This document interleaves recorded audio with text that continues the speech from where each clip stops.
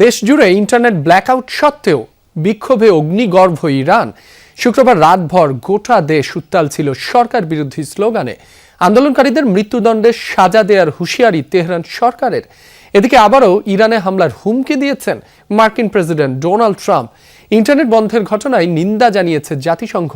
এখন পর্যন্ত ৬২ জনের প্রাণহানির খবর পাওয়া গেলেও পশ্চিমা বিভিন্ন গণমাধ্যমের দাবি এর সংখ্যা ২ শতাধিক। ভোগান্তি ভুলে চলে আসুন রিগালে। ওয়ারেন্টি সহ স্টাইলিশ কালেকশন নিয়ে রেডি রিগাল ফার্নিচার। শুক্রবার রাত তেহরানের সড়কে সড়কে অবস্থান লাখো জনতার। সরকার বিরোধী স্লোগান উত্তাল রাজপথ। আয়াতুল্লাহ আলী খামেনিকে স্বৈরাচার আখ্যা দিয়ে কামনা করা হচ্ছে তার মৃত্যু, তোলা হচ্ছে রাজতন্ত্র পুনঃপ্রতিষ্ঠার দাবি। দেশজুড়ে ইন্টারনেট ব্ল্যাকআউট সত্ত্বেও আন্দোলন যেন আরও তীব্র হয়ে উঠছে। এরই মধ্যে যা ছড়িয়ে পড়েছে ৩১ প্রদেশের সবকটিতেই।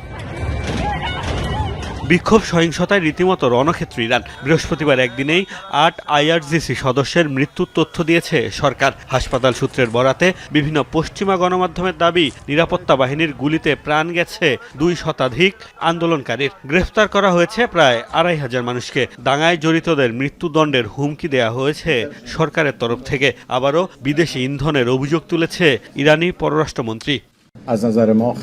সরকার সমস্যা সমাধানের জন্য বিভিন্ন শ্রেণীর মানুষের সাথে যোগাযোগের চেষ্টা করছে। যুক্তরাষ্ট্র ও ইসরায়েল উভয়ই আনুষ্ঠানিকভাবে জানিয়েছে যে এই দাঙ্গায় তাদের হস্তক্ষেপ ও ভূমিকা রয়েছে। তারা শান্তিপূর্ণ বিক্ষোভকে দাঙ্গায় পরিণত করেছে।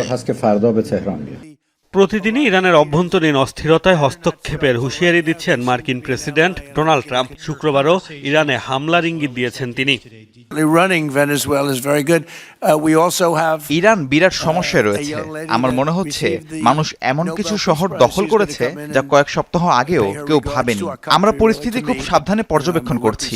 যদি তারা অতীতের মতো মানুষ হত্যা শুরু করে তাহলে আমরা এর সাথে জড়াবো, তাদের শিক্ষা দেব। এদিকে সরকারের বিরুদ্ধে দমনপীড়ন চালানোর অভিযোগ তুলে নিন্দা জানিয়েছে জাতিসংঘ।